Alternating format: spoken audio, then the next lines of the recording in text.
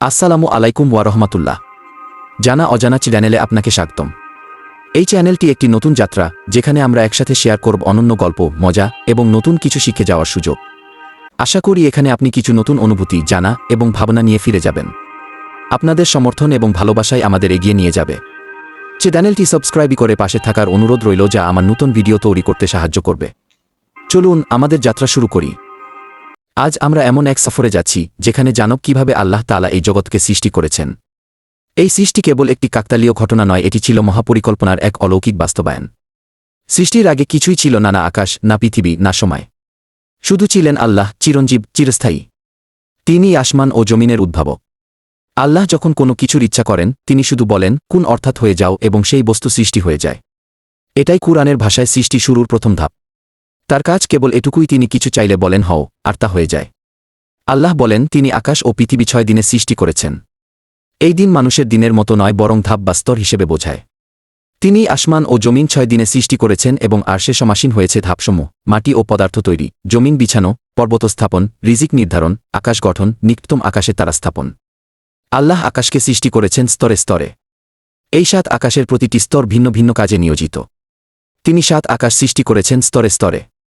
আল্লাহ সৃষ্টি করেছেন আলো ও অন্ধকার, সূর্য দিয়েছেন আলো প্রদানে, চাঁদ দিয়েছেন জ্যোৎস্নার সৌন্দর্যে, আর তারা নিয়েছেন পথ নির্দেশের জন্য।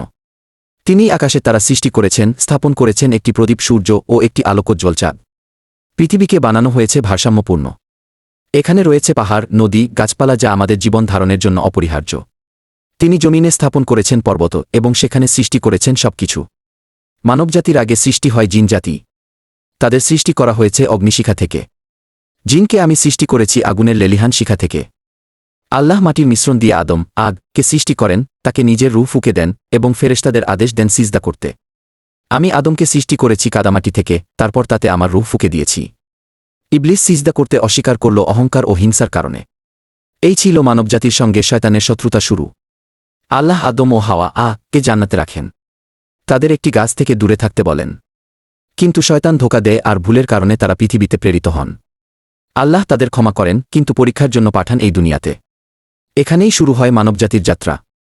পৃথিবীতে তোমরা কিছু সময়ের জন্য থাকবে, এবং এখানেই তোমাদের জীবনযাপন। আমরা সৃষ্টি হয়েছি শুধু আল্লাহর ইবাদতের জন্য। এই জীবন শুধুই পরীক্ষা, সত্যিকারের জীবন শুরু হবে পরকালে। আমি জিন ও মানুষকে সৃষ্টি করেছি একমাত্র আমার ইবাদতের জন্য।